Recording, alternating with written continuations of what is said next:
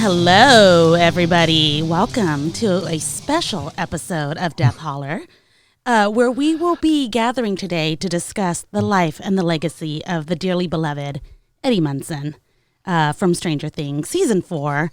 I am the director of today's services. I am Llareyna, and with me I have the Reverend Dr. Death here to help kind of run the ceremonies a little bit. Reverend, say hello. Hello.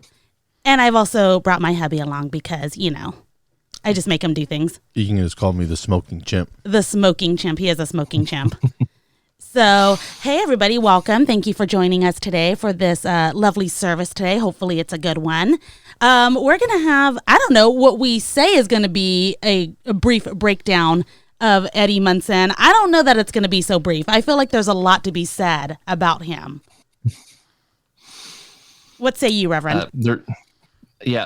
There's quite a bit. I mean, sometimes a character gets added to a pre-existing story, whether it be in a series of novels, comics, movies, or a television show that captures the heart of its fans. And, a character that's written or acted so well with such a satisfying character arc that you can't help but root for him to succeed. And Eddie is the epitome of that. I mean, I loved him from the very first time he was introduced. So we'll get into it. But I mean, that's just, they did such a good job with his character. Yeah. And if you didn't already know, and if you're listening to this, there's going to be some spoiler alerts in here. So, what, babe? Can I say something about D&D? Not yet. Wait till we get to the first episode. Because that's probably a good time to bring that up. That whole episode's about it, yeah. Yes. So, anyways, I'm gonna break down kind of episode by episode. Not a lot of detail. When I say not a lot of detail, I literally wrote maybe a sentence or two about the episode. We stuck to only the Eddie Munson parts. There's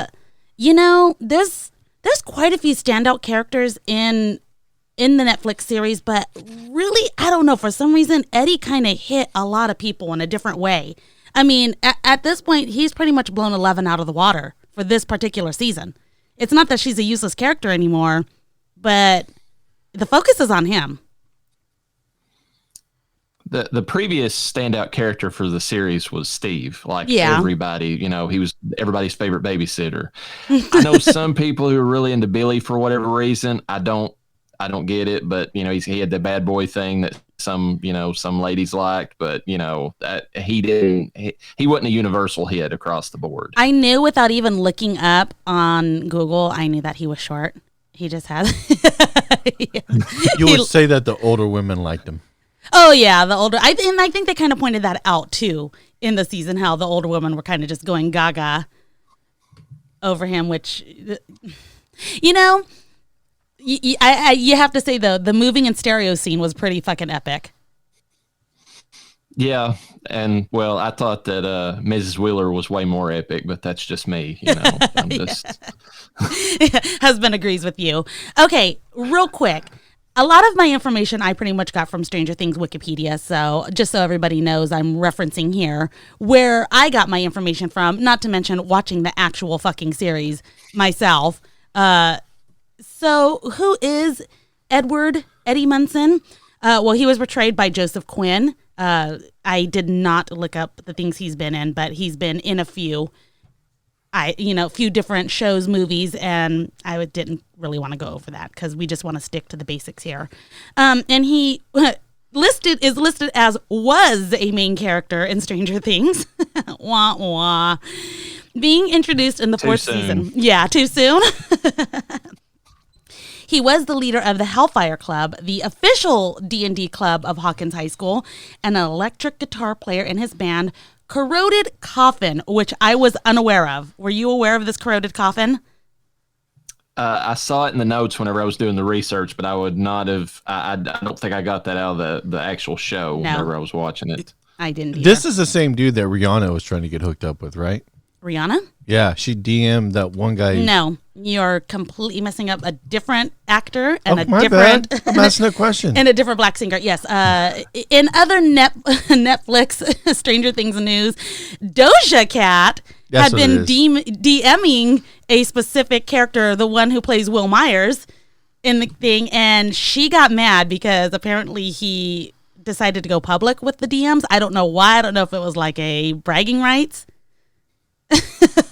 Completely off topic, but that was pretty fucking funny. I did not read into that. I'm surprised because I'm usually into kind of like bullshit entertainment news like that, and I have not read up on it. I just kind of know the basics, that she was pissed about it. I'm here for the useless stuff. All right. Eddie was a full nonconformist metalhead. He was hated by those who don't understand him, but loved by those who did. Eddie enjoyed playing Dungeons & Dragons with his friends and has considerable knowledge on the game. He was the head of the Hellfire Club. And because of this devotion to the Dungeons & Dragons, Eddie refused to cancel any campaigns and would force the members of his club to seek out new substitutes to play if a member of the club was unable to attend on any particular evening. Eddie struggled in school, likely due to his eccentric personality rather than low intelligence, and was implied to have had bad grades in his class. In spite of this, Eddie was still determined to graduate by 1986. He had knowledge on drug use, for which he was sought out for, but could be friendly enough to offer a discount. Hell yeah. Eddie was also noted to harbor a dislike towards popular groups, which, I mean, why wouldn't he? Because I'm pretty sure they harbored an even deeper hatred for him, such as the Hawkins High School's basketball team and its captain, Jason Carver, who I pretty much refer to as the jock. I mean, he's the jock of the show. Despite this, Eddie was very kind towards Chrissy Cunningham, a popular cheerleader, and also Jason's girlfriend. Implying he was fundamentally a good-hearted person and was likely responding to the demonization of his favorite game. He was just trying to get in her panties, let's be honest. Probably. I mean, why wouldn't he? Additionally, it's seen he was quick to frustration and irritation, but for the most part could get along with those outside of his immediate group of friends. He was shown to have a passion for music ever since he had begun playing the guitar, recognizing and making rock and metal references that others didn't understand, such as to Steve Harrington. His references are often used to figure out the situations around him. Eddie expresses his passion through his style and realm. I'm not going to continue with this because it's going to go into talking what we're going to go talk about. So do we want to just get into it and roll right into the episodes? Yeah. All right. I broke it down episode by episode. We first meet Eddie in the Hellfire Club. Now, I didn't get the episode number. I mean, I could. I think it starts episode 26 and goes up. You can kind of figure it out on your own. But this is kind of where we kind of hear about Eddie. We don't kind of get his full character yet in this episode. And please correct me, Reverend, if I'm wrong. But this is pretty much where the gang is kind of preparing for the D&D campaign. It's the one that Lucas can't attend because of the basketball game, the big basketball game that's going to kind of get him in with the jocks and make him, quotation mark, popular. And because of this particular game and Lucas not being able to be there to complete this campaign, the rest of the gang, like Dustin and whatnot, they are actually afraid to tell Eddie. They're like physically scared, or so they look physically scared. Well, you could say he's a little eccentric. Do you want to elaborate? He is. He's an eccentric dude. He's an over-the-top guy. Yes. Well, but they know that he's very, very particular about his Dungeons & Dragons sessions, and they make him out as intimidating before you ever see him, because just the looks between the characters, the way that they speak about him, it's like, no, we can't piss off Eddie. We can't do this. We've got to find an alternative. Lucas has got to do this. Oh, yeah. And then, you know. It's like he's the ringleader and they're his minions. And they're like going around doing his bidding, but they seem really, really scared. They're like, "Oh my God, we got to make this happen." It was almost like Eddie was the cool guy to them, because everybody has their own idea of what the cool person is, and they didn't want to let him get down because they didn't want to like get kicked out of the gang or whatnot, you know? Yeah. Yeah, there was a vibe of that, and also just the vibe that he was, you know, super controlling, and that, you know, if they came there without any, you know, any alternative to, you know, this or any solution to it, that he was just going to basically ream them over it. So there was that setup. It was because of this kind of first, I don't know, interpretation of him. I immediately did not like him. I was like, oh, fuck, here we are dealing with this fucking loser. What? Oh, absolutely. I like this character from the start. I'm sure you did. Like, you know what the thing is, looking back now as an adult on high school and kids that that did stuff like that. I always thought it was stupid, but now that I'm older, it takes a lot of imagination to build a D&D run for a dungeon. Like if you're building yourself. So there's a lot of imagination that goes into making it an experience. And like as an adult, and I find imagination, or anybody uses an imagination, makes something like that, it's fascinating to me. That's impressive. Yeah. And I like how they took that character and they gave you more of that side of it with it. Yeah, I agree with that completely. It was also in this episode of the Hellfire Club, we kind of get the the interaction between Chrissy and Eddie, which was kind of funny because you can tell she's fucking on edge. She is seeing some fucking shit. And they did not go light. Like, they show you immediately what this girl is going through, which is nice. They get straight. You know what gets me, though, is, okay, she's seeing shit. Okay, that's fine. But then she's looking for Special K. Like, if you take ketamine, you're going to see some shit. She doesn't know that, though. She's very inexperienced with drugs. I know, but I'm just saying, though. Yeah. She's seeking the same substance where you're going to see the most over-the-top stuff. And they don't really go into why she's seeking that in particular, but don't you think that as her dealer, Eddie kind of should have known, hey, you probably shouldn't go this route? Dealers don't ask questions. They just give you the supply. Okay. I don't think he actually asked her what was going on with her either. He didn't. She's, Yeah. You're missing a beat, though. You got to back up a second. What am I When missing? we're first introduced to Eddie in person in the cafeteria, that is one of the best scenes of his character in the whole series. And that's what sold me on him, because you got this guy that's sitting there and he looks all intimidating right from the start. We've already got it built up. And he's, and then he's sitting there and he starts off by reading the satanic panic that's in that's in the newspaper. And he's rattling off. It's like, Dungeons and Dragons and all this, and just the way that he's reading it and how sarcastic he is. And then he gets up and he, does the devil horns off the side of his face, which is a meme that's everywhere now. Yeah. And tongue stuck out and all that. He sold me instantly on that, because the reason I fell in love with the character right from that moment is that my buddies that I played D&D with were the guys that introduced me to every single song that Eddie listened to. They were the Metallica guys. They were the, Iron Maiden, all of those. That was my friends in high school that introduced me. I was Dustin and they were Eddie. That's basically how it was for me. Oh my God! And I was the Hispanic Catholic girl in the corner, staying away from that because I was told that was the devil. Wow. Yeah, I was even more. In the late. Go ahead. Even in the late 90s, we were getting that shit about how it was satanic. Like, whenever people would find out that we played that, they were like, oh, yeah, I can't believe you worship the devil. And we're like, it's not devil worship. We don't even, it has nothing to do with that. Well, technically, the Church of Satan doesn't worship the devil, but, image is everything. Perception is reality. So, that being said, though, I'm glad you did bring that up, because that does pretty much set up this particular portion of the season, because it was broken up in two parts. So this is season 4, but it's like part 2.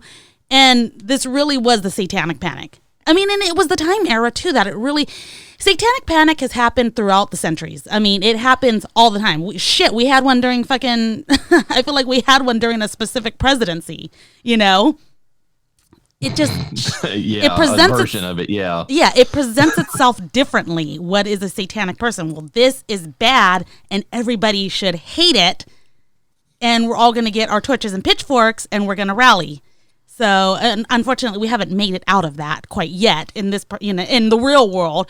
But here we are in the 1980s, and that's, for whatever reason, when you mention the Satanic Panic, or even when you Google it, you're going to get the 80s. So this kind of works out really well with this season and in the timeline that we're in. It was the 90s, too. It was all against, it wasn't satanic, but they were all against rap.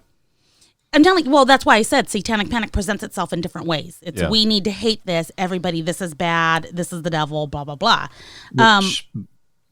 Which, by the way, this was taking place in March of 1986. The whole season takes place in that time period. Specifically. It's kind of relevant to some trivia later on. But okay, and I'm glad you mentioned that, timeline. Because I don't know why. So I'm hoping that you're going to explain that, because I didn't pick that up. I mean, I knew it was in March, but everything in Stranger Things, all the way down to something that's sitting on a desk, apparently has relevance in throughout the whole show in every season. All I'm going to say is the 80s was the best time. Just undoubtable. You had the combination of minimal electronics, but enough where you can kind of get into an adventure, and the music was awesome. It still holds up.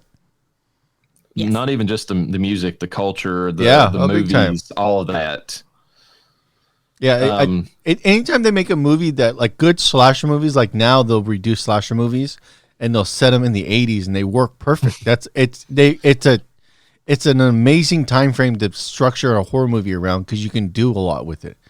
It's the epitome of technology before technology made like serial killers and all that almost impossible, basically, because of the fact that they can track you so many ways now that, you have to do so many workarounds for, to explain it away. It's like, why is this guy, why has he killed 3 people? Was he not tracked at every friggin' stoplight camera that was, along the way or whatever it was? Yeah. I want to throw out one more thing about the Eddie scene in the cafeteria, though, because it's relevant later on. He's got that intimidating thing at first, and then he goes around to all the tables and basically calls out all the cliques, including the jocks, which is something that sets up an antagonistic relationship between him and the head jock later on. But also, that's whenever he leans in between Mike and Dustin, and he tells them, he's like, "You are my picks to head up the Hellfire Club after I'm gone." And then he sets up the fact that he is on the verge of graduation, which is sadly, anytime somebody says something in a movie or anything that's like, I'm this close to retirement or this close to graduation, that they might not make it, so there was that kind of foreshadowing part to it. Yeah, in perspective, yes, definitely. So there was a lot of setup in that one scene is what I'm trying to say. They set up a lot of different relationships. Well, and it's funny because it happens so fast, too. The scene itself. But to me, it's the one scene that stood out in that whole episode. Like everything else, outside of what happens toward the end, between him and Chrissy and the stuff and all that stuff, like it's the one thing that I really remember from that episode. Well, like the whole thing with Lucas and all that's kind of, I don't know. It is what it is. This whole episode was the setup for the beginning of the end, because there was a few more things that I'm going to discuss that really kind of play out. So we'll talk about it as we get there. Briefly, the Chrissy and the Eddie interaction. As my husband said, he was just trying to get into her cheerleading skirt. That's what I kind of thought. I mean, it did show he did genuinely look like he was concerned. And they did have a good interaction in terms of they both kind of softened up, where she was like, oh my God, like I do remember you. And they kind of reminisce real quick. They had like a quick moment where they kind of both let go of each personality a little bit and show just a certain side of, who they are, a good side of themselves. It gives you a bit of empathy for Eddie at that scene too. You can tell he's kind-hearted because he actually feels for somebody else, that even though he's the outsider who doesn't care, he does care, Yes, does. Which I want to also point out that he was offering her weed originally. She wanted to go something a little higher. He didn't know it, but he was offering her probably the better alternative to calm her the fuck down. Yeah, that would have been better than what she wanted. So there's one thing that'll work into some trivia later on in that scene too. Okay. When he's talking about when they first met, he mentioned the fact that she wouldn't have recognized him because his hair was different. He carried a buzz cut back whenever he met her in middle school. Uh-huh. And she mentioned something to him saying that, I don't really remember you before that time. And that kind of feeds into some trivia later, or some fan theories later on. But we'll cover that later. All right. I'm going to move on. Still in the same episode, they had the Dungeons and Dragons scene. I love that scene. I mean, for me, because I don't, if I'm being honest, I don't fully understand Dungeons and Dragons. I don't think it's not cool, and I don't think it's stupid or anything. I just don't understand it. I think that there's a lot of, for me, I feel like there's a lot that goes into it. And I don't know that I would have what it would take to be able to hold something like that up. But if you think about Dungeons and Dragons, they were the first hardcore gamers. Yeah. If you take that view. So before quest games and RPGs really hit the scene and changed the entire structure with like Final Fantasy 1, Like there wasn't really a way to get that involvement, but other than doing like a D&D type of setup. Yeah. So they're like the first original gamers, and being a gamer, I can 100% understand like getting ramped up about something like that. To me, it's easy to bridge that, like to get that amped up over it. So the best way to describe it for anybody who doesn't know about D&D, so basically take a computer RPG that you've played, like say, I don't know, Fallout, Skyrim, anything like that. There's a quest giver that basically gives you, what you're going to be going to do. Like, there's a cave somewhere that's got an item. I want you to fetch it. The DM is the one that's portraying the NPCs, the characters, the enemies and all that. They've got like data, they've got like dice rolls and all this that for what the character can do, which the computer game emulates now. And they have a map usually that they've pre-designed so that when you enter the dungeon area, basically, as you're going through, you can actually make your own map based upon what the DM's telling you. It's like you go left, the room is this, and they give you like the metrics for like how big it is, and all that and what's inside. And if there's any traps and all that, they've got that all mapped out. So basically they are running an analog version of a computer RPG is what D&D is. Like even down to the roles themselves. I mean, and how far away from the enemy you are, and if you can hit based upon a natural 20, which is shown in the show, always hits regardless of whether you can do it or not. Whereas a natural 1 always misses, even if you are automatically going to hit just because you're such a high level character. So that's what they were simulating with the episode, especially if I remember right in this part, that's where Erica has been subbed in for Lucas. And they're doing that nice little parallel where he's going and playing the basketball game. She's playing D&D. They both have their hero moments where she rolls the natural 20. He, throws the ball, gets like the goal, but that's the D&D equivalent, so yeah. And this so that whole basically the DM. Oh, go ahead. That's what I was just going to say. The DM or Eddie's role was just to facilitate, like all the other things that like the computer would do nowadays. That's what it. And then the characters using their imagination come up with solutions like that maybe are like off the grid, and it's up to the DM to decide whether they want to do it. Like if Dustin was to say, well, I'm going to try to like slide behind Vecna and like stab him in the back, then Eddie can say, okay, well, I give you a chance of doing this, just roll it and see, and like that kind of thing. So they can kind of work outside the parameters of if this then that. They can kind of to make the story better for the players. Yeah, it's basically a more open-ended version of a game where you have more variables that you can introduce into it. It's also a map for the whole season. I mean, well, Stranger Things in general has a lot of D&D in it, but this episode and that scene pretty much set up what kind of happens. So it'd be awesome. Like if you did like a D&D, you could pre-make a map and act like it's hidden in one of the chests in the dungeon, and if you find the chest, then you can hand over the map to the team. You can do a lot of cool stuff like that.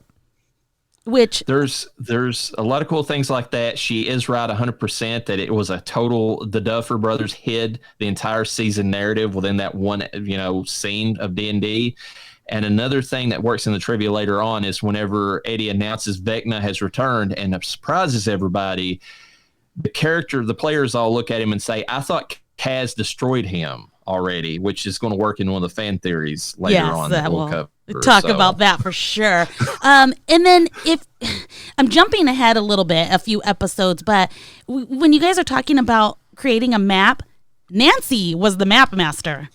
It's like everyone played. It's like they all played D&D, but they didn't. They weren't like in the campaign. They were playing a real life campaign. Well, you got to remember the whole idea of D&D, you're living fantasy, but it operates in the realm of reality the way it's structured. So if you can take the mechanics of what D&D is and you understand it's just real life, so it's like you can transplant it onto things. Yeah. That's the whole thing about role-playing. It's to expand your understanding. Like one of the reasons I can read a map really good is all the goddamn RPGs I played growing up, where you had to read a map. Like I always laugh, like my wife can't read a map. Like I don't know if it's just so many years of playing them that you get adept at reading maps. I only read a map if I have to, but I prefer not to read maps. You maps. prefer your map talks to you. I do when I'm driving. I did. So like, I'll look at the map in advance, and I know where to go. I know. I'm not gonna read a map while I'm fucking driving. You don't have to. Just read the map. I don't have to. She'll talk to me and tell me where to go. Yeah, and then when she doesn't, you freak out. That doesn't happen. Okay, yeah, it does. So, D&D scene. We see them kind of be successful in their scene. We see Lucas successful in his baseball game. This leads to the end of the night where Chrissy, the cheerleader, goes to Lucas's place to go get her Special K. And Eddie, excuse me. Yeah. And this is the scene. They did not hold back. It fucking happened right away. Stranger Things doesn't they don't wait. They just have it happen. This is the scene that's drew the biggest Nightmare on Elm Street vibes of, probably the entire run of this season, but especially that's what got people talking. It's like, oh shit, they actually went back to the horror element and did it right this time. Oh my God, yes. And not only that, it looked good. The whole, we got Chris. Basically what we have here is Chrissy trying to get drugs. Vecna's coming after her, and when Vecna's coming, because you're going to hear that clock going off. You're going to hear the tick-tock. Her time is up. Speaking of that, I don't know if you heard this, but there's rumors that tick-tock that clock sound is heard all the way back in season 1. The Duffer Brothers set that up in the first season. I wouldn't be surprised because I have been rewatching season 1. I was watching a little bit of yesterday with a friend, and there was so many fucking references that I was catching that I saw in season 3 that was already pre-set up in season 1, and I was like, you gotta be fucking kidding me. And having watched all the episodes and now going back and rewatching it, you're like, holy shit, they've been fucking mapping this shit out since episode 1. They don't just leave if they put something out there, it comes back later. If there's some, which leads into some theories, the fan theories for sure, but also some theories that I have about how the season might, how the show might resolve, because there's a big thing they introduced in this season which doesn't really portray to Eddie, and I'm just like, they wouldn't have just dropped that for no reason, but we'll get to that a little bit later on.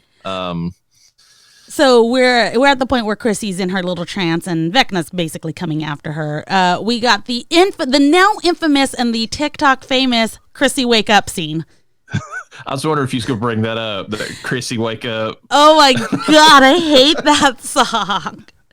I'm gonna have to clip it somewhere in here and try to get it, just fit it into the episode, because we got him screaming Chrissy wake up, and somebody on TikTok decided to get on the electric piano, add a little tune, and auto tune Eddie as well, and turn it into a song. Chrissy wake up! I don't like this. Chrissy wake up! Hey, hello. Can you hear me? Wake up, Chrissy. I don't like this. Chrissy, wake up. I think it was one of those guys that did the Shmoyo YouTube channel or whatever that they used to, where they did the guy who was the Antoine guy from Florida who said they're raping everybody out here. Yeah. And then they took hide your kids, hide your wife, because they're raping everybody out here. Hide your wife. And this was the epic scene. I think I was stuck after this scene because I don't typically binge watch unless there's a lot of fucking episodes to watch. And in this case, there was only a few episodes of, the rest of season 4. But I was like, fuck, I got to keep watching this. But this is the scene where basically Chrissy is levitated. She's being raptured, in my opinion. And it looks like a really bad, it really looks like that. So. And she is basically... every bone in her body is getting broken, and it looks so fucking awesome. Her face is twisted, much like The Ring, which we'll be reviewing here right after this. It looked horrific. What do you guys think? I thought you did a good job. Go for it, man. I loved it. The only thing that kind of threw me was the eyes the eye effect is a little too CGI, but it worked. Like the hollow sockets after sold it. Yeah. The hollow sockets for sure, especially when you kind of see how Vecna operates that. hands-on, so that's kind of cool. So yeah, what was Noah going to say? Oh yeah. About I was just gonna say, yeah, it that scene really brought home the horror feel to the show for the season. To me, 100%. that thing where they can reach out with nobody there and do that, it brings that visceral horror to the equation. Like your life's is threatened, but you don't know what extent. And I mean, it's got heavy parallels to, Freddy Krueger, because I mean, you see this person who's sleepwalking basically, and all of a sudden they're dying in their dream, but whatever's happening in their dream is happening in real life. That's heavily from that series. And then somebody witnessing it from the outside and not knowing exactly why it's happening. It's got a lot of people calling for the Duffer Brothers to do a movie with Freddy, or with why am I blanking on his name? Freddy Krueger's actor, to do, to actually make another Nightmare on Elm Street movie, like a legit final movie with him. Well, it was funny that because they brung Robert Englund on the season, so that made me laugh. They did, yeah. Yes. Yeah, I don't know about Robert Englund doing another Freddy movie, because the guy they got to do the new Freddy movie did hell good, I thought. He was good, but a lot of people just are sticklers for the original, the nostalgia. Englund. Yeah, I mean, I get it. He's a fucking cult classic. Okay, we get it, Yeah, but the guy they brought in did an awesome job. He's a good actor. He did awesome on Watchmen, and they didn't utilize him right. Jackie Earle Haley was misused in that for sure. I mean, that it was the script more than it was him. Yeah, I thought the new Freddy Krueger movie was actually pretty good. To end the Hellfire Club, we see something that is going to be referenced a few times in this show or this season. Max is out feeding her dog. This is a little redheaded girl, Wendy's, if you will. And she sees Eddie flee in terror. She doesn't know why. She just sees him flee the trailer in terror. And that brings that episode to a close. So, next episode, I'm going to move right on. We are at Vecna's Curse. Eddie, he's not really becoming public enemy number one, but people are starting to get suspicious of him immediately. The gang, and when I say the gang, I'm talking about the standard kids of Stranger Things, they're skeptical that he could have done something so horrific. But then we have Jason, the typical jock, basically rallying against the different kid, if you will. And he is kind of bringing on the beginnings of a satanic panic by he's spreading the poison through just his friends when they're at, what is it, Benny's Burgers? Yeah. Shut down. The only thing I can think of every time there was a scene with the jock guy, all I could think is, my dad totally owns a dealership. Yeah. My dad's a lawyer. Yeah. That's all. Like, I was watching this guy, I was like, oh my God, I hate this guy.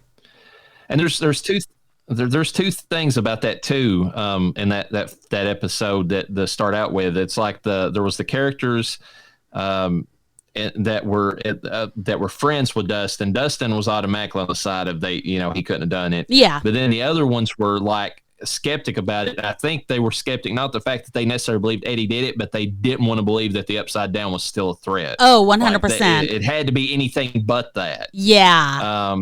And then there was, and then Lucas was on the fence because his whole thing is he was still trying to get in with the jock and all them. So he had to, he was on the side of, well, they think it's Eddie, so I'm going to stick with them. So there was that kind of friction at that point. A lot of fucking choices being made, a lot of life choices in this episode alone, let alone the season that kids have to fucking make every day in high school. The only choices that weren't made that were good is why in the hell was that one goofy kid, the one that lives in California, I hate that character. We're not talking about that. We're not getting into that. You have to wait. You have to wait. That fucking character. Hang tight. We're gonna get to some things. So. Oh God. So, okay. So yeah, he's not quite public enemy number one yet. He's people are kind of noticing. I don't know. You got people that are skeptical for a lot of different things, but definitely the jock is like, he kind of gets some information and he's like, whoa, wait a second. This guy, or it happened in his fucking trailer. So immediately he's suspicious. And then he's also the real question is, why is your girlfriend hanging out in a trailer park with a dirtbag? Because obviously that's what I was Eddie getting ready to forced her say. against her will. She would never willingly do that. She's an innocent bystander. She was sucking him off while she was doing drugs. She was sucking the drugs off She of got him. stuck with the satanic panic. Oh my God. That's what I was getting ready to say. He's kind of got the cuck syndrome going on because he's pissed off because he thinks deep down he thinks his girlfriend was like shacking up with Eddie. Is what he. Oh yeah, thinks. that's the impression I got. Admit it, but She probably was. And quit freaking out, dude. What are you worried about? Being insecure. That's the part that made me laugh. I was like, somewhere in the back of his head, this knowing guys, it's like, why was she over there? He had to be questioning that.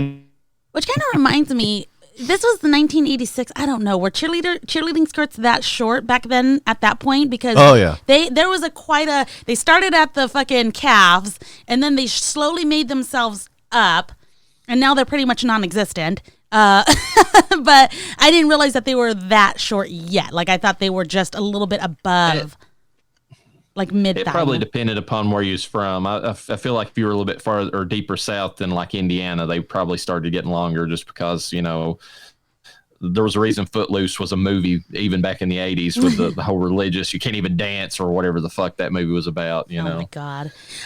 Okay, so Eddie kind of... You know what they should do? They should do a horror movie Footloose. There's got to be a way to write that. Maybe.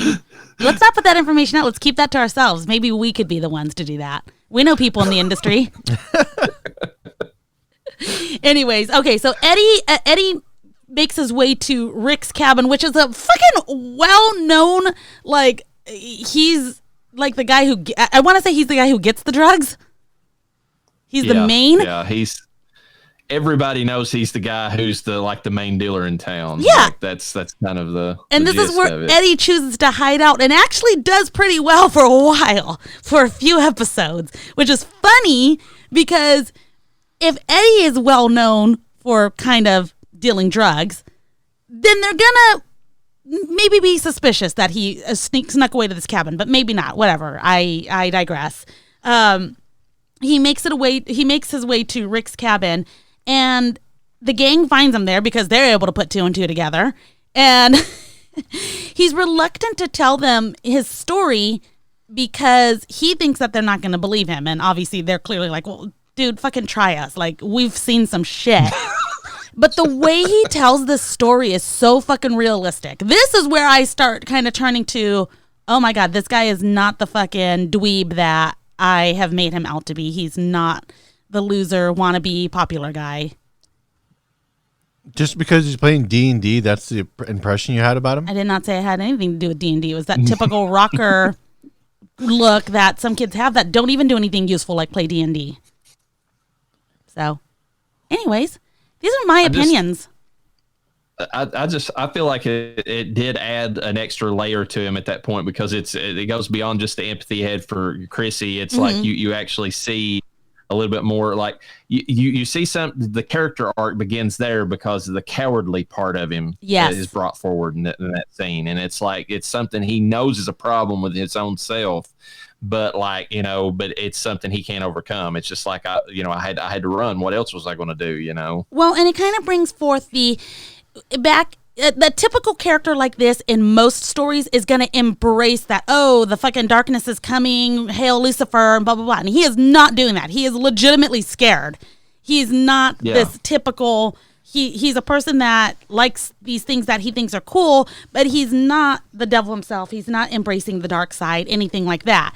So it starts kind of pointing that out, whereas I feel like in other, I don't know, I don't have any good examples, but I feel like in other movies you'll kind of just see, oh yeah, dude, the devil's coming, yeah, you know. It was not like that. I feel like you just described Little Nicky, like that side plot with the two rocker guys. They're like, yes, kill Satan, dude. There you go, the whole fucking time. No, Eddie was not that character. No, he was his own person. So is this the scene where they describe to him about what they've already seen, or is that like a little bit later on? I can't remember at this point. I can't remember either. I'm gonna be honest with you, but honestly, I feel like that might have been a little bit later, like at Lover's Rock or something, like when he has to escape. That skull, the Skull Rock is where, and then they tell him what actually is going on, and then he's like, you know, okay, yeah. Yeah. So, in this particular episode, I don't know if you have anything else to throw out in this Vecna's curse. I wanted to just throw out a special shout out to 11 for busting Angela's face in this fucking episode. I was freaked out by that scene just because the way they filmed it, it looked like there was a crack in her skull. I don't know if that's what was supposed to be symbolized, but it didn't look just like a drop of blood. It looked like a literal crack had formed in her head, like from how hard she was hit. Maybe. And that is a lot of force. It's fucking 11.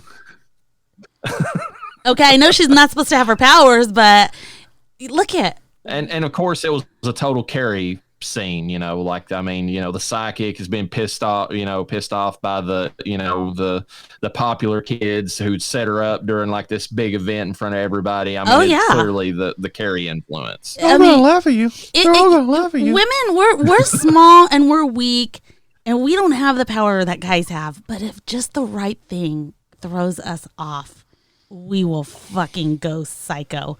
And you have just enough power to bust somebody's face in. We dream about it. It's like, but it has to be the right thing.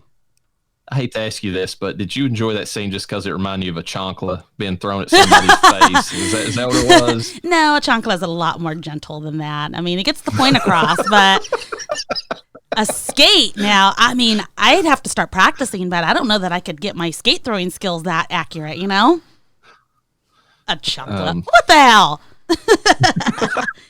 Anything else on Vecna's curse? Is this the episode that ends with the other, or is it the next episode where the other student shows up who's also having the dreams and he gets taken while on the boat or whatever? No, that's coming up. That's coming up actually in 2 episodes, I think. Yeah. That's coming up. Okay. Somebody else dies before he does. Well, because if we're being quite frank, the next... Yeah, that kid does in the road. Yeah. Yeah, the next 2 episodes really is just Eddie hiding. We got the next episode is the monster and the superhero. And they're kind of more descriptive for 11. So they're not going to make a lot of sense in terms of Eddie. But, monster and the superhero, we got Eddie hiding. The jock is kind of gathering his torches and pitchforks. Basically, he hasn't had the town hall meeting yet. And the kids are kind of plotting their attack on Vecna. I kept it simple with this one. It's kind of... everything leads up, so it's not stupid. It's not episodes that you should miss, and I'm missing a lot of fucking detail. But it's kind of the same 2 things in terms of what's going on with Eddie. In every episode, there is so much more going on in terms of what's Steve doing, what's 11 doing, what's, what's happening to Hopper in Russia. Yeah. Him and Joyce. And Hot Winona. Threads. What's going on. So there's a lot going on. So these are just small tidbits. We're only talking about Eddie. So you're going to kind of see a lot of him hiding, trying to figure out, everyone kind of trying to piece together what they're going to do. There's the comedy relief of him hiding and them having to smuggle him food and that. But yeah, so it's kind of basic. The Nina project is kind of the same thing, but this is the episode where Eddie kind of gets found by the jock. So he's hiding. He gets figured out. They find him at the house, the lake house or whatever. Eddie does try to escape in this episode. He is chased by the jock, and Vecna kills one of the jock's teammates right in front of Eddie. And the jock. And in front of the jock. Yeah. Yes. And yet this jock is still convinced that somehow the jock thinks that he's made a pact with the devil completely at this point, and he used his satanic powers to cause everything that happened in front of him. Yes, which I did not like I did not like Eddie being in the water. I did not like this lake business. It gave me a lot of Jason Voorhees vibes. I don't know. I was uncomfortable. That was probably intentional. Yeah. It. So, anywho, they had the Nightmare on Elm Street. So a little bit of Friday the 13th thrown in there, that fits. Which I think it's fucked up. I forget what lake it is, and I forget what state it is in, but there's this fucking lake that has a statue of Jason Voorhees in it. Yeah, they got the chains and everything. That's fucked up. Like, the pictures of it. Like on the dock? No, in the water. So you jump in the water. Right underneath where he would have been locked under, I can't remember. I think it was in part 6 or something like that. Yeah, it's fucking realistic looking. 6? I thought that was like 3 or 4. No, he was outright killed in 4. 5 wasn't him, and then in 6 he's brought back as a zombie, and the only way they get rid of him at the end of it is to chain him to a rock. It's maybe 7 because it's the psychic girl that does it. She changed him to a rock that's underneath the water, and then that's where he's at in 8. You're wrong. Yeah, You're wrong. Which one's Jason Takes Manhattan? That's 6, right? no, that's 8. Is it? Yeah. Maybe I'm Okay. wrong. Anyways, so yes, I got to rewatch it now. that was a tangent. Okay, speaking of water, anything else about the episode where we see the jock witnesses somebody get killed in the air by Vecna, which was also fucking awesome. This one was, I don't know about you guys. Okay, so I don't think. Oh God, I might have skipped where the kid dies. Over by Eddie's house when Nancy was doing an investigation and trying to figure things out. And that's the other link that they're tying to Eddie because it's Yes. very close to his house. The kid disappears like near there, and and he's off in the woods, and then they find him down the road somewhere. So that they kind of pin it on him too. See, I thought they missed a good opportunity to change the entire structure when the jock saw the other guy die. Like, instead of him thinking that it was Eddie, he could have been like, Holy crap, it wasn't Eddie. yeah. I was thinking that too, but it happened the way it happened for whatever reason. They had the opportunity, but also you got to remember they are heavy in the Stephen King, the Duffer Brothers, as far as inspiration. And Stephen King always has an evangelical religious nut job who refuses to believe anything they see is anything but God or Satan. It's one of the two. And so this guy was the representation of that character. And like as soon as he saw that, he's like, oh, it's the devil. Eddie's an agent of the devil. Yeah, but they never really portrayed the jock guy as an over-the-top evangelical dude. Not really, but he has his... If they would have showed more things of him being in the church and all this other crazy stuff. Okay, I'll get into that at the They next could have, episode.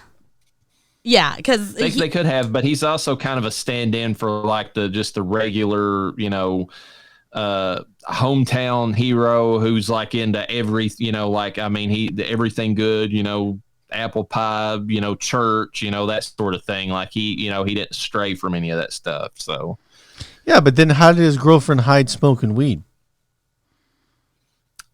we don't have all the answers. Hey, okay? I'm just asking some questions because when you smoke weed, it gets on everything. Because she didn't. Did she smoke weed though? She didn't ask Eddie for weed. I thought he was giving her weed prior. Well, he was she going went to, to but him, she didn't want that. Oh. Okay, so at and that it's never time, implied that she's actually done anything yet. She's just seen It was shit. her first time and looking she's- for drugs to help her out. Notice she doesn't know what the fuck she's asking about. all right. Anywho, so yeah, I feel like in terms of the deaths, we've seen the cheerleader die, we've seen the nerdy white kid die, now we've seen a jock die, and I feel like the jock one was a little too much CGI, but whatever. I mean, it still was looked more really good. so than Chrissy, because Chrissy they kind of cut away a little bit to kind of offset it. But Yeah. like him, it was like a pullback scene because they had to show both Eddie and the jock seeing it at the same time. So okay, well that makes sense. Well, not that too, but if you're doing it during the day, you're going to have to be more detailed. At night, you can get away with not having your CGI super crisp. I feel like it was at night though, wasn't it? Like in my mind, it was the nighttime scene. I could be wrong about that, but I didn't think it was a nighttime scene. It was. I know the nerdy it white was. kid died Never at mind. night. Never Yeah. mind. We're talking Yeah. about, okay. We move on to the next episode, which is called The Dive. And this is, Eddie is officially public enemy number 1 in this one. You got the police announcing him as a suspect. You got the jock that goes to the town hall meeting to discuss how God has spoken to him. And he has to get everyone to fight the satanic panic. Literally, I believe I don't know that he uses the term satanic panic. I thought he did, though. He might as well say that. I Yeah. mean, it was everything but the words. This is also the episode where Eddie finds a stolen walkie and pretty much asks the gang to kind of meet him in the woods. And I think this is where we discuss where the kind of story starts coming together. They literally start piecing all of their information together. I think Nancy kind of realizes, I'm not sure if it was Nancy, but on Dustin's broken watch, it was the same time that is on Vecna's clock, because I don't know. Well, later on in this, she kind of has a a situation, this is not about her, but she gets to meet Vecna herself. They kind of discuss how she starts her period. Probably, yeah. They also discussed how there's mini gates, how the Demigorgons previously had kind of mini gates, so they start kind of talking about where these gates could be. They figure out that one of the gates is in the fucking creepy ass water, and that is how they're going to get to the Upside Down, and they do successfully make it to the Upside Down. Eddie is one of the last characters to go, which I felt... Go ahead. I was just going to say that plays into his cowardice again. That's another like rung on the ladder, because he even says it later. He's like, both of those women jumped in before me. Yeah. It's like, that's another like knock against him as far as like his bravery at that point. Oh, yeah. I mean, one was chasing Steve. The other was like, fuck. And he's like, ugh. But he also, no matter what, he was fucked. Either he goes down there or he stays and he's going to get arrested for the murder of 3 people at this point. He's fucked no matter which world he's in. So that's kind of where we're at right now. I mean... You think he's starting to show bravery, because he could have just been a coward and had the police take him. Now it's kind of the turning point, because like it's where he really realizes how much of a coward he was by letting both of the women go before him. Yeah. Which, it was the 80s. It was still like, guys, should be the brave ones, in situations like that. Yeah. Well, but he fell into the whole arc where, the whole thing about bravery isn't being brave, it's being thrust into it. And that's kind of what happened to him. It was forced upon him. That's the other thing. It's like bravery doesn't mean that you remove fear. It just means that you act when you have to, even if you are scared. And he does that. So it is like the first switch that he's making with regards to that. Did you just imply that he was raped by bravery? Yes. Sometimes it's forced into you. Yeah. Non-consensual. Thrusted into you. Take it and like it. Oh, dear God. What is that? Is that my dog trying to break in? Oh, my God. He's a demigorgon. He's trying to break into the... Your demo dog is trying to break in. He's irritating is what he is. Oh, leave him alone. Okay, next episode, we have the massacre at Hawkins' lab. Again, nothing to do with Eddie's arc. Pretty cool episode overall, though. Yeah, it sets up a lot. Toward the end for the show. I broke this one down real simple, so any details you guys have to throw in, but the gang is stuck in the Upside Down and realizes that Eddie's trailer has a gate from where Chrissy's fucking corpse hit the top. So, there's really nothing to it. Again, we're just slowly but surely kind of making our way downtown, walking fast, faces pass, and they're homebound, I was waiting for you to say that. Thank you.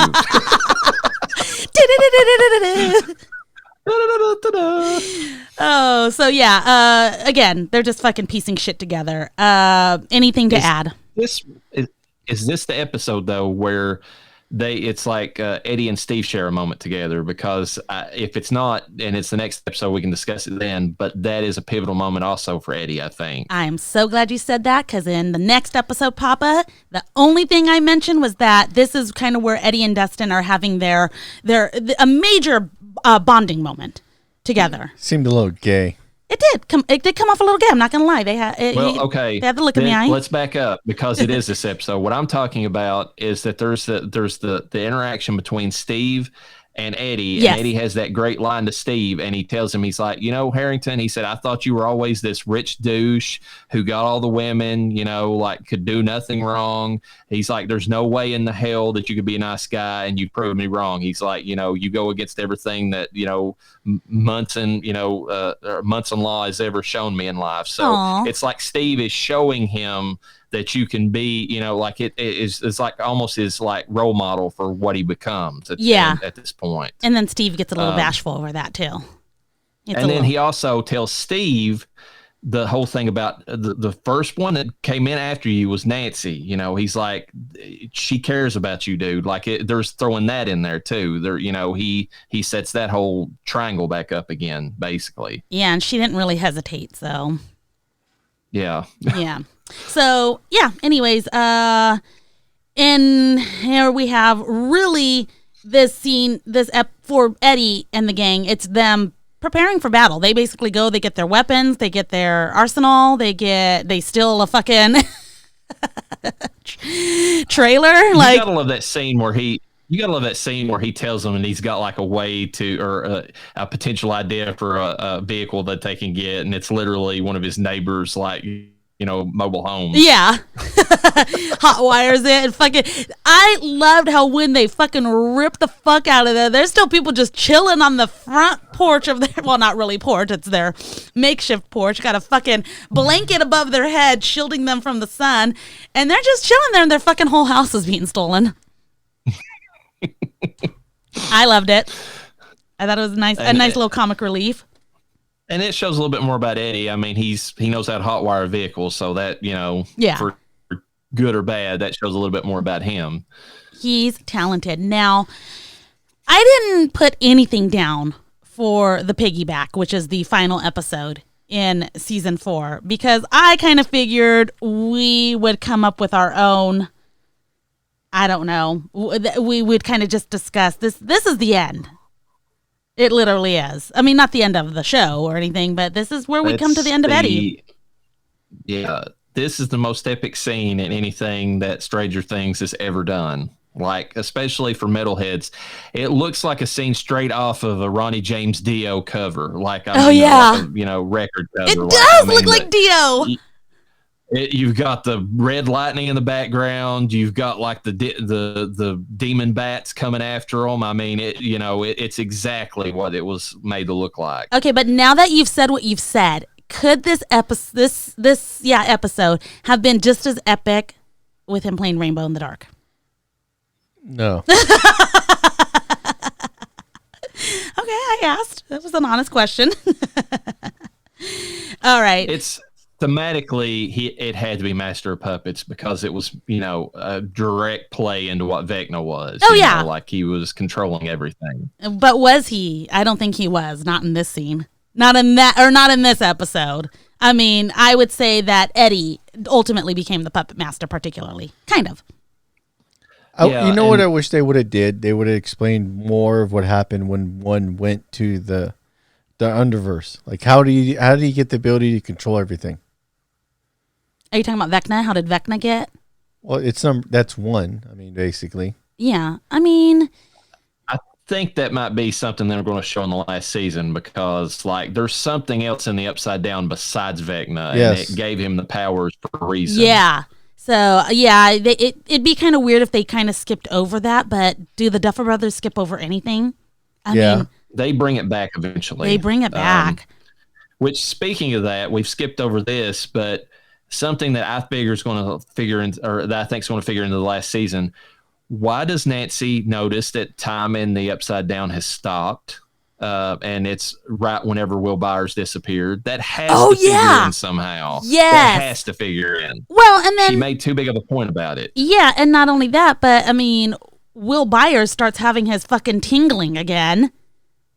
His spider sense. Yeah, his spidey senses, if you will. I hate that character. So, I mean, they got to bring it around back downtown because, I mean, they got some splaining to do, I'm pretty sure. I just wonder if time manipulation comes into it because there's a reason the Upside Down has stopped progressing at the same rate that the regular universe has. And that's true. I mean, there was the whole scene where they were in the Upside Down and they were in Nancy's room and she was like, I have a gun. And she was like, hey, guys, weird. My gun's not here, but I just don't think it exists yet. And she found her teddy bear, which she got rid of years ago. Yes, like, I mean, it's a couple years behind. So, and that feeds into Eddie's whole thing because his guitar was where it used to be at, versus like later on what he had. So yeah, I mean, so it's got to figure in. Yeah, so I mean, a lot to go on here. But basically, we have Dustin and Eddie that pretty much are told, guys, don't be heroes. They're pretty much just decoys. And I guess Steve is allegedly supposed to be the hero of this episode. I mean, not really. He was just off to kind of be the hero. The girls are off with their fucking weapons. They're going to go make shit happen. I like how, as a whole team, they had things that they were doing in phases. which was kind of cool. Yeah, and they had to. Each thing had to be done sequentially for Vecna not to realize what was going on long enough for him to basically burn him alive, which is what they were trying to do. Yeah, and I mean, is this something? Would you guys say, the D&D experts here, that this is something that is done during Dungeons and Dragons? Yeah, you want a multi-tier attack. I mean, there's plenty of RPGs that duplicate scenarios like that where you have multiple front attacks. But perfect example. Leroy Jenkins fucked everything up. they went Leroy Jenkins. Planned. What the hell is he doing? They had everything planned. Oh my God.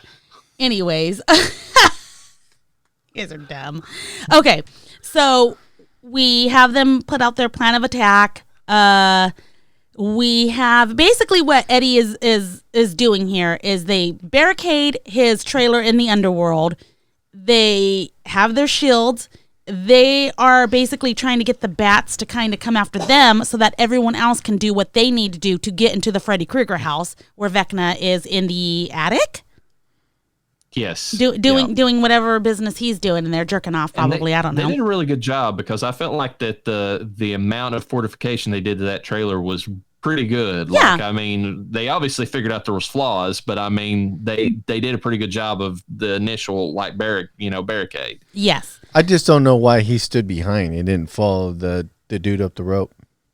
Oh, the reason for that is what I researched online is that he knew that if he went up the rope, the bats would follow him out into the real world. Yeah. And attack not only Dustin, who he's trying to protect, but also everybody else, including his uncle and everybody in the town. Yeah, but you think they would have had a plan set up to cover it and barricade it? I don't think they anticipated them getting inside the trailer. They didn't realize those vents were open. That was the flaw in the whole thing. And he did kind of look at that because he contemplated. He looked at the rope. He looked back, and he was like, "I don't have enough time." Yeah, they had no way to seal off the ceiling before they flew through. Not only that, isn't that where the others are going to have to get through too?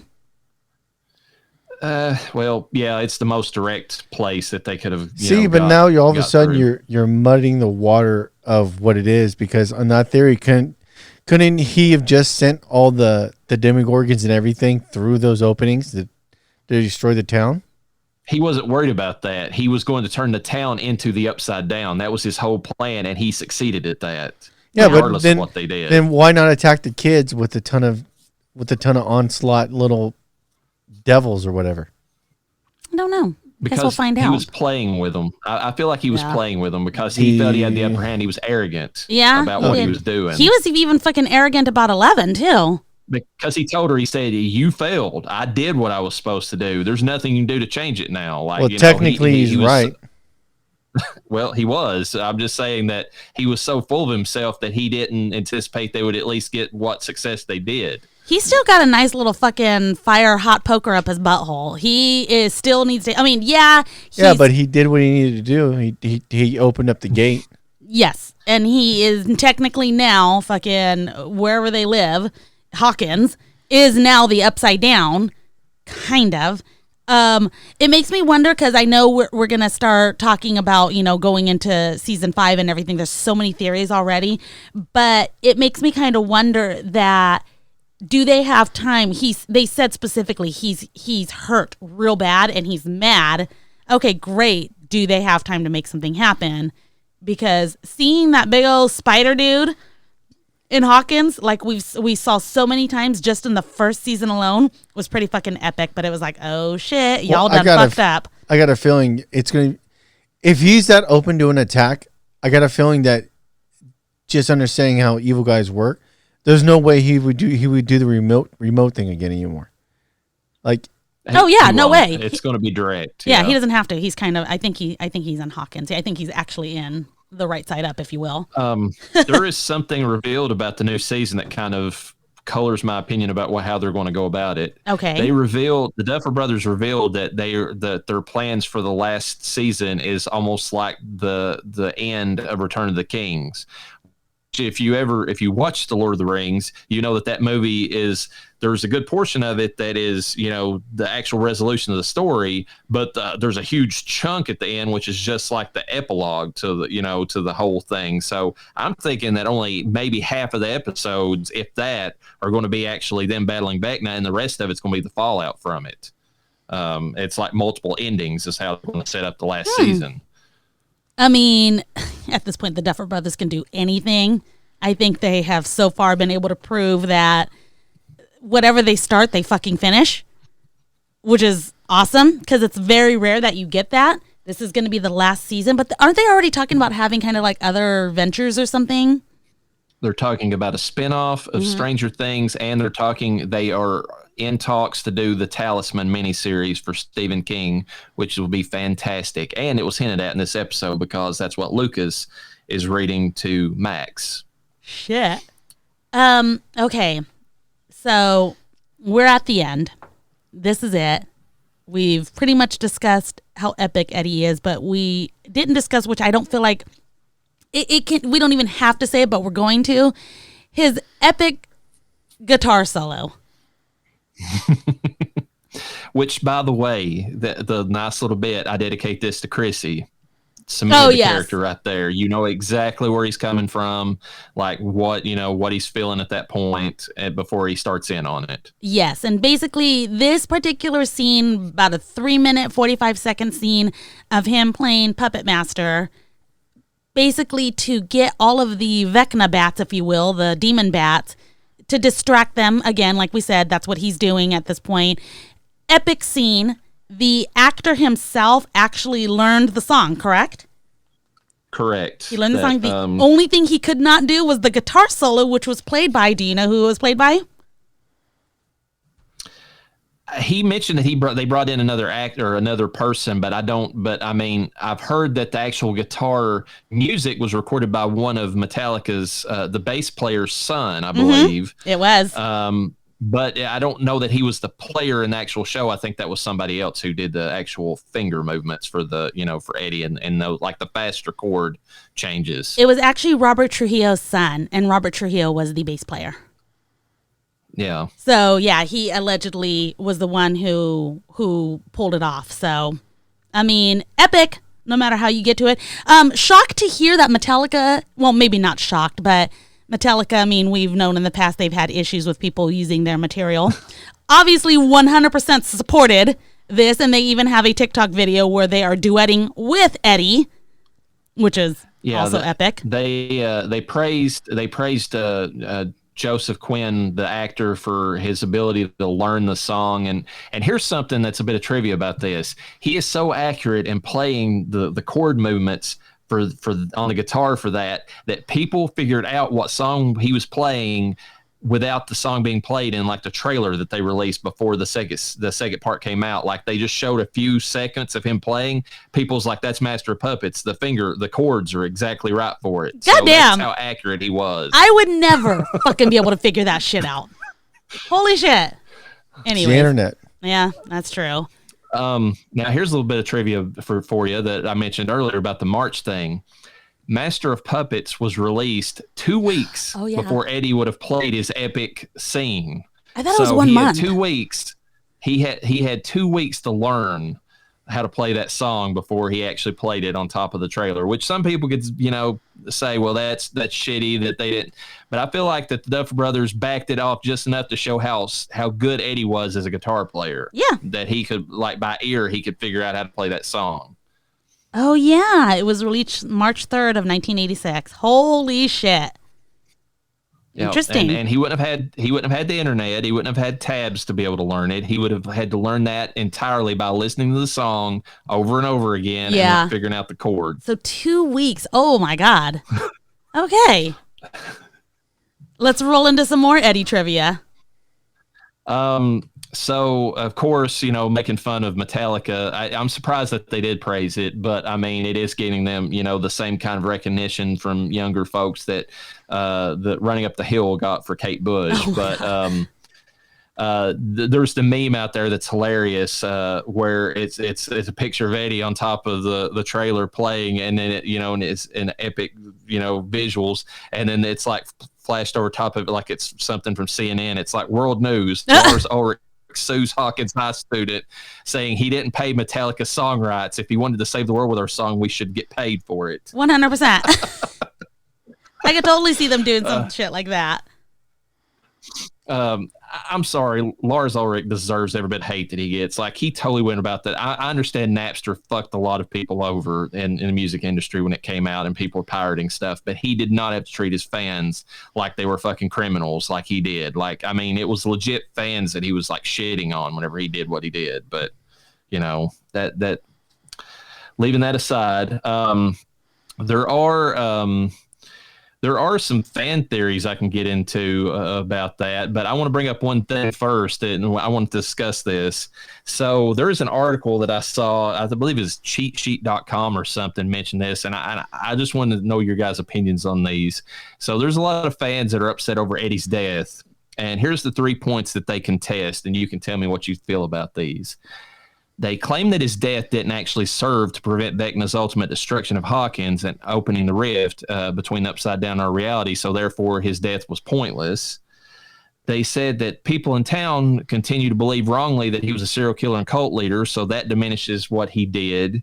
And they're upset that he never got to graduate or meet Will Byers because they felt like that him and Will would have got off to a pretty good friendship too, because where he was so into D&D. So what are your thoughts about those 3 complaints that they bring up in this? Number 1, who gives a fuck about Will? Let's start there. Your other 2 points are valid. I agree with those. I don't necessarily. I think they need to die mad. I mean, okay, yeah, maybe. Okay, well, why did this happen? Why did that? It's the fucking Duffer Brothers. It's good. Either something's going to be explained or it happened for a fucking reason. Just because you don't know about it now doesn't mean that it won't be something that'll be figured out. I think that these are questions that need to happen. Not even so much that, but there's plenty of people that do amazing things that never get the recognition or never get the good side shown about it. That's 100%. That's humans. It is what it is. It's human, and I feel like that it's actually more heroic for Eddie to have been known as the villain and still did what he did for the town. Like, yeah, I agree with that. I think people nowadays are too used to virtue signaling. They have to get immediate recognition for what the good they do. Good deeds go unnoticed all the time. Yes. I mean, they do. I mean, so. Yeah. But is that your whole goal of doing a good deed, is so you're noticed, or you do the good deed because it's a good deed? Don't confuse the two, because they're not the same. I think that honestly, there are questions that'll get answered later on, but I also think that, I mean, there's more theories that we're going to go into. Like I said, it happens for a reason. It'd be even better if they made an Eddie a bad guy. Okay, here's a thing. Hold that idea. Yeah, hold on to that. Because that's what I was going to get into. He died a bad guy. There's a possibility he can potentially come back as a bad guy. We'll get into that. Yeah.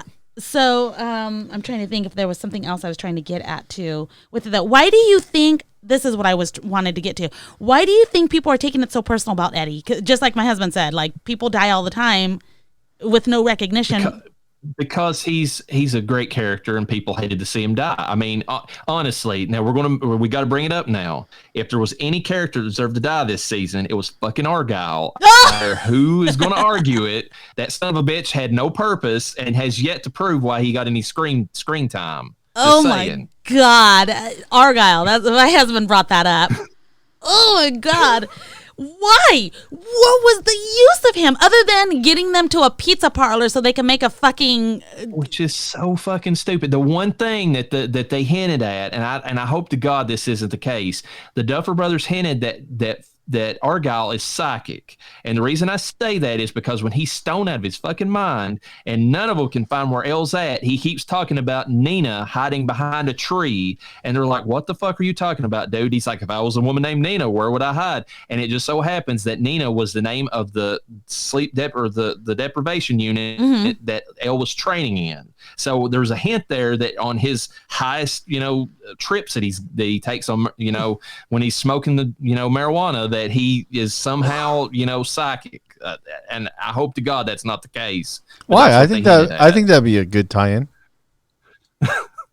If that's, you think they're going to bring him back for the next season? I didn't mind his character. He's coming back. Yeah, I didn't mind his character too much. I didn't mind it either. I could have done without it. Hey, I just felt like he was a non-issue. They could Will him out, is a non-issue. How is Will even in the show? Will started the whole thing Will when he disappeared sucks. into He is the a fucking horrible character. Here's the thing. Worst character in the show. Will and his brother are kind of pointless right now. The Duffers have got to give them a reason to exist in this last season. The brother, I think, is more valid because the brother is actually older and he can do shit. So but Steve better than him in about every way. I hate to say it, but he is. Oh my God. Hold on. I got a tidbit of news here talking about Argyle. Apparently the phone number, the Surfer Boy Pizza number, it really lets you call Argyle and it gives some sort of Easter egg if you call it. So Netflix has already released a Stranger Things. What is it? Hold on. I wonder if I'm going to call it real quick. I'm going to call it on the speaker. Okay. Yeah, I don't get Will's character. I hate everything about him. Flat out.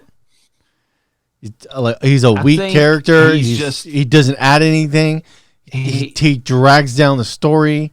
I don't get what he does. I think they're hinting that he's going to be the one person to help them track Vecna in the new season, but still that doesn't give a reason for why he's still around. Okay, I hate him. I don't want to see him. Surf Shop, Surfer Boy Pizza. This is Argyle speaking. We make everything fresh here at Surfer Boy except for our pineapple, which comes from a can. Oh, can you hold, dude? Muchachos, I just got another order before this dude on hold called. It's super specific, like weird specific. You ready? Okay, so first, it's going to be a 6-inch crust, and it's got to be super yellow. I don't know. Don't ask me, man. That's what they said, okay? Now then, we got to get the red sauce, okay? Just up to the edge on the crust, so don't go over.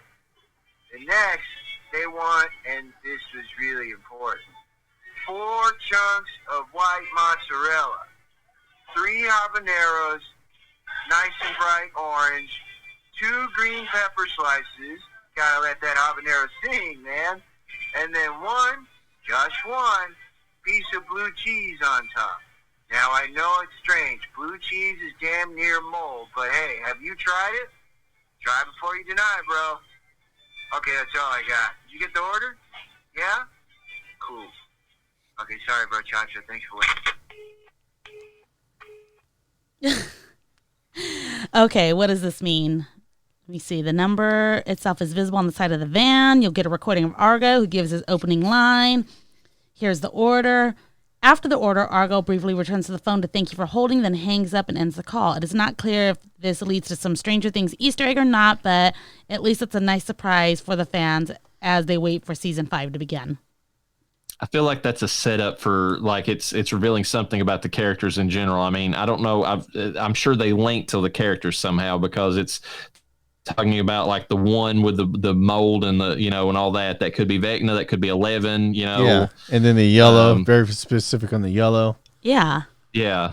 Yeah. There's some hint there, but it's going to take some deduction to figure out what they're hinting at with that. It means something for sure. The only thing I was going to bring up about this article, just to finish it off, is that the claims about his death didn't do anything to prevent Vecna's destruction. I agree to that.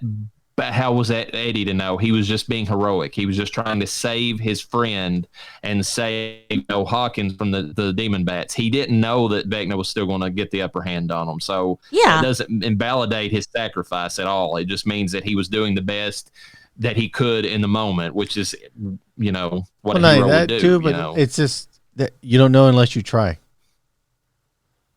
Yeah. So, I mean, I don't feel like that should be a source of anger for people. That should be something they should hold as like, to show how good of a person he was, that he did the best he could to hold it back, hoping that Steve and some of the others would be the heroes that finished the job, which they did. Yeah. I'm not arguing the criticism. Like it was like a waste for him. Yeah, it was. I'll give you that. It was a waste. It doesn't mean he shouldn't have not done it.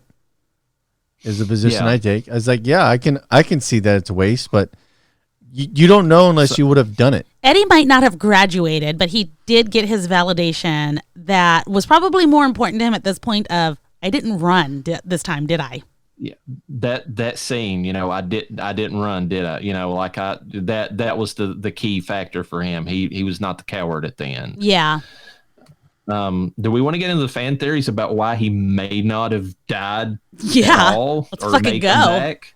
Let's do it. So there's some different ones here. The first one I'm gonna get into, this one's kind of out there, but I got to bring it up first because I thought this was interesting.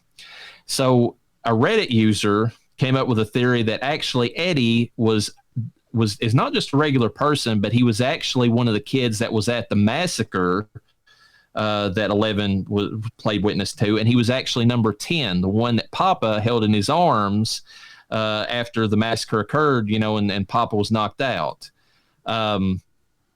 They mentioned that, and I brought this up earlier, when Eddie mentions to Chrissy he had a buzz cut when they first met in middle school, they bring up the only person who ever had a buzz cut was 11, and that was because they shaved all the kids' heads whenever they were in the experiment.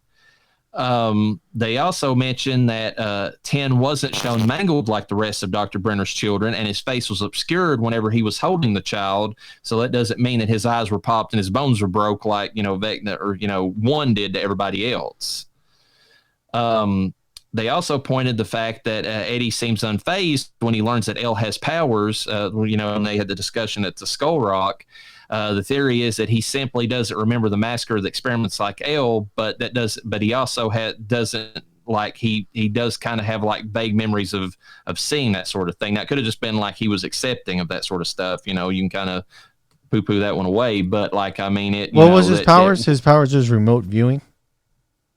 Which one are you talking about? Eddie's or not Eddie's, but the number 10.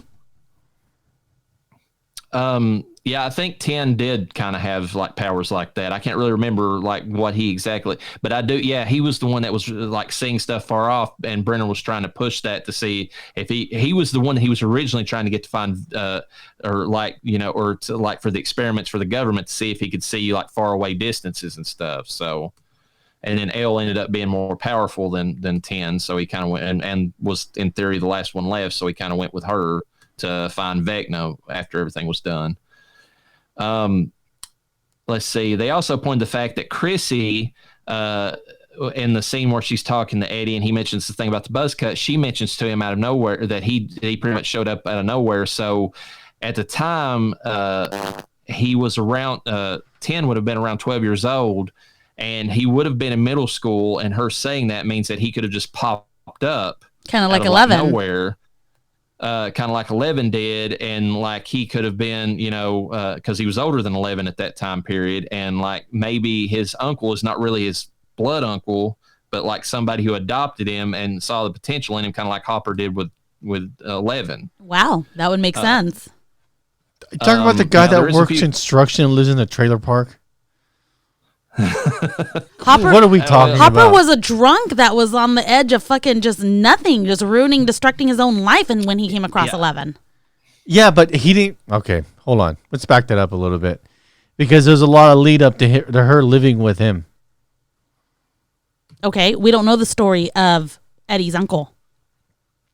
We don't know what led to them meeting up, and if that's true, and he was number 10, correct. Maybe Eddie's uncle was like chose to live that way to protect the kid. That's what I'm wondering. Like that would make more plausible sense. I mean, technically, Hopper and 11 have to live in that fucking broken down cabin that they were living in previously. It's fucking falling apart.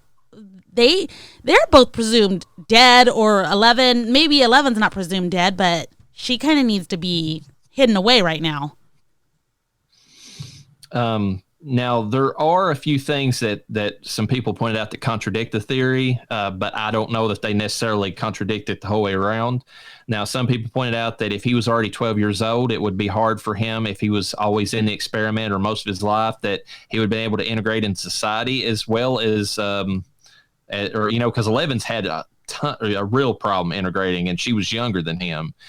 But I feel like, I don't feel like 10 was as messed up from the scenes they showed as what 11 was. Didn't have his childhood could have been different, and he could have had total memory wipe if they go with the theory that he's still alive anyways. Well, not even that, but it was easier for him. Eddie's character is kind of an outlier anyways with his personality. Right. If you think about his personality in the show, he's an outlier. Yeah, and he was still a person who lived outside of the normal scope of things. He didn't fit in with anybody, and he just found a group of misfits. So I don't feel like that negates it. It actually bolsters it. Yeah, and they do bring in the fact that the actor who played the young version of 10 had blue eyes, where Joseph Quinn has brown. But I feel like there's a way you can retcon that. I mean, when you got people's eyes blowing up in their face when Vecna attacks. Maybe his eyes turned a different color whenever he was, when he was attacked. I mean, it's magic. I mean, it's not outside of anything that they've shown in the show already. Side by side, they look pretty fucking similar. Yeah, there's a lot of people who brings that up too. Like, the actor almost looks like a young version of Joseph Quinn, so it wouldn't be that far out of the norm. The one other thing that they bring up that they say refutes it is that when Eddie takes off his watch to show Nancy the time, they did point out that, then this is an interesting thought, he always wore a watch covering his wrist, and that maybe he was hiding his tattoo the entire time with that watch. Oh, yeah. But the Duffer Brothers don't specifically show that his tattoo is there when he takes it off to show Nancy the time. But that doesn't mean anything. They maybe not focused on it because they didn't want that to be revealed yet, because at the time that he showed her that would have hinted that one would have been Vecna and spoiled that whole thing. So, I mean. Yeah, well, they covered up number one pretty fucking amazing, so. Yeah. And the reason that they say that this figures in that he's maybe not dead, too, is not only that, he could still figure into the show being one of the last ones that was remaining of the original group that was massacred, but also the fact that every other character that didn't show an official funeral type death or anything like that in the show, like Brenner, Hopper, and Owen were, prior to Brenner's death in this season, they came back, every single one of them. So the Duffer Brothers are not opposed to bringing back characters if it show them completely dead. Well, not even that, but they didn't bring his body back from. I was thinking that too. Here's the little thing that piggybacks on that. So Netflix posted a pseudo funeral for the character on YouTube, with the characters in the show giving Eddie basically a eulogy, including Joseph Quinn, basically saying we loved you for what you contributed and all that. And then they pulled it. And some people are theorizing the reason they pulled it is because not only because it angered the fans, but because the fact was that, if by pulling it, now they don't have a confirmation that Eddie's dead and they can bring him back. I mean, that's not too far removed from plausible. Do you think it's... I don't believe that the Duffer Brothers would kill off Eddie and not have intention of bringing him back. But do you think it's possible that they didn't expect Eddie's character to be so epic and that now they're kind of backtracking saying, oh shit, we need to keep him? I don't know that they couldn't have seen Joseph Quinn. Joseph Quinn has a charisma as this character from the very first scene. There's no way they couldn't have seen the very first few episodes and said, damn, this is going to be one of the characters that people falls in love with as the show goes along. Because even people on the set said that they started, falling in love with the character just, as an addition to the cast. And speaking on that, Joseph Quinn has expressed a very high interest in coming back for the 5th season. So, it's open. Dude is almost a legend now. Now, here's the thing that could be good or bad for the Eddie fans, depending upon how you view this. Now, this is the other fan theory, and I don't know how I feel about this one. So they theorize that Eddie will be resurrected by Vecna, and have a character arc resembling that of Kaz the Destroyer, who was a loyal vampire servant of Vecna's who eventually betrayed his master. And the reason that they back this up is that, one, Elle was shown being able to resurrect, Max from death. And one, Creel has the same powers as 11, so there's no reason why he couldn't do the same thing. In fact, he's the prototype, for the whole thing, so maybe his powers are more pronounced than hers. Eddie was bitten by bats, which is kind of a metaphorical link to vampires. Kaz is shown in D&D to wield a sword and a shield, and Eddie was shown with it was a spear, but it was a shield and a spear, so he's already kind of shown to have that, character, presentation.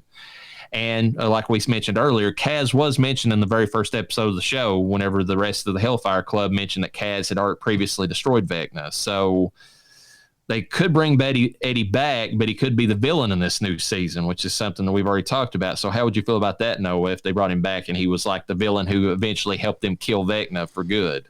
Oh, see, I'd rather just bring him back as a straight villain.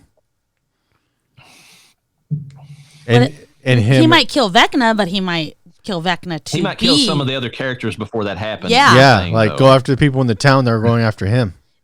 Yeah, or he would kill Vecna, and kill Vecna so that he could be the ruler of the underworld or the new world order. I don't know. I like when people that were good go full bad and don't get any redemption. So you're asking the wrong person. I like when it doesn't do what people want it to do. I think it'd be awesome to bring him back as like a full-on bad guy that's hella resentful. I don't think they'll do that. I think they know they'll piss the people off if they bring him back with no redemption at all as a bad guy. Doesn't matter. It's the last season. Go all out. It's not like you're doing another season. I mean, that's true. Everyone loved Billy. Okay, all the fucking women loved Billy, and he got a teeny tiny redemption. Even though, people were pissed when he was killed off. Maybe not as bad as Eddie, but people were pissed that Billy was killed off, especially when he kind of attempted to do something for Max, if you will. I don't know. I feel like very little effort was made, but whatever. Yeah, it was the minimal effort. I don't know why they give him so much credit for that. Yeah, and okay. He came back. But he didn't come back as some hero character. That's what I'm saying. I like that. They brought him back as pure evil, but mostly because it was in her. It was going against her mind. It was in Max's mind, but still they brought him back that way, which is possible. So and I fucking dug it. I mean, everyone gets their little bit of Billy, which I was like, this is useless. Billy, you're dead. It's over. Sorry, buddy. I'm torn because I think Joseph Quinn could knock it out of the park as the villain, and I want to see that to a degree. But at the same time, it was such a perfect arc he had in this season. Do they really need to go back and if they're going to bring him back, is they got to make sure that it's another epic arc for him, or it's going to be pointless. It would, one way or another. Even if he is, all of this adds up, and he is number 10. He was not as powerful, and I believe that was already said. Where 11 and 1, which it's funny because you got 1 and then you got 1-1, it's a bunch of ones and zeros up in here.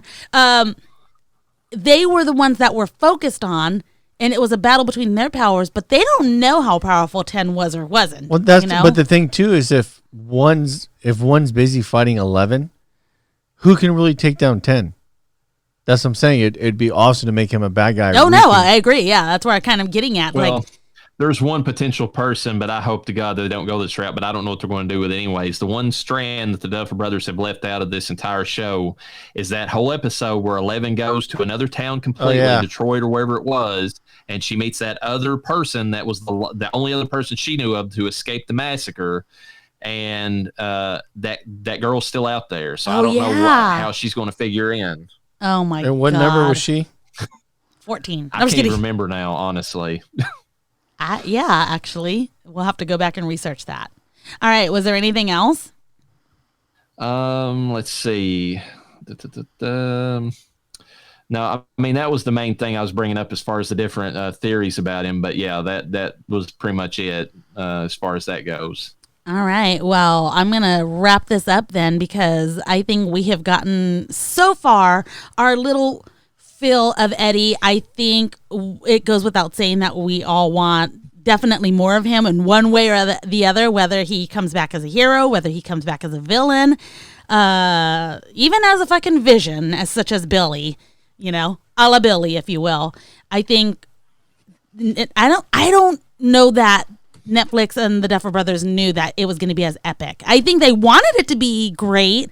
I don't know that they expected such an outcry, though, from the people. There's one way I could see them bringing him back that would be a vision that would fit in the Duffer Brothers, the way they do things. They've made a lot of references to Stephen King films throughout the series. In fact, that last episode has a very, very strong tie to Stephen King's It, because at the end of the novel, the main character loses his wife to the deadlights or whatever of It, and she's lost in a coma, and he has to bring her back out of it, which is what Lucas is going to have to do through the help of Elle or whatever to be able to bring Max back out of her deadlights. And there's the Stephen King thing they could throw in there as a link to Eddie, is that when Nick Andros in The Stand is killed in an explosion, he comes back to another character and is his guide in his dreams or whatever to tell him how to do things. And it might help Dustin out if he's got Eddie basically in his mind telling him, it's like, dude, you got to do this, you got to do that. They could work it in that way and have a Stand tie-in if they want to go that route with him, which I think would be kind of neat. Yeah. I mean, there's so many fucking possibilities. I think, do you think there's a possibility that they'll be like, sorry guys, he's dead, no Eddie? They could. I mean, they could just say, hey guys, we gave him a good arc. You should enjoy the character as he was and just move on. Celebrate his goodness. Oh my God, you think people would be so fucking heartbroken? I will say this though. There's one other thing that the Duffer Brothers threw out there that I think's interesting. There was a lot of people there. One of the people in the show was pissed off that there wasn't more people that died in this final episode, and that was, Millie Bobby Brown or whatever, who plays 11. Yeah. She mentioned that she thought more people should die of the main cast, and the Duffer Brothers responded back directly to her and said, this is not Westeros, this is not Game of Thrones, this is Hawkins, and we don't kill all of our characters off. So right there, that opens up possibilities. I'm just throwing it out. All right. Fuck, dude. Told that bitch where to sit, huh? Yeah.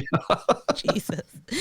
All right, guys. Well, thanks for listening. We will be back probably with season 5 of Stranger Things, where we'll have some more to discuss, I'm sure, when that comes out. But in the meantime, look forward to our next episode where we will be discussing The Ring. I am Llareyna. We got the Reverend Dr. Death up in here. And Noah. Hey-o. Thanks for listening. Hey, you guys. Chrissy, this is for you.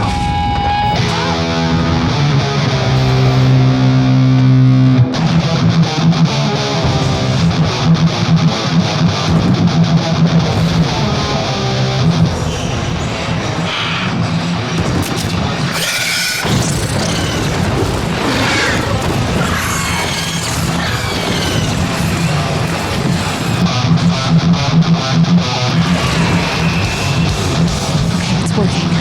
Let's go.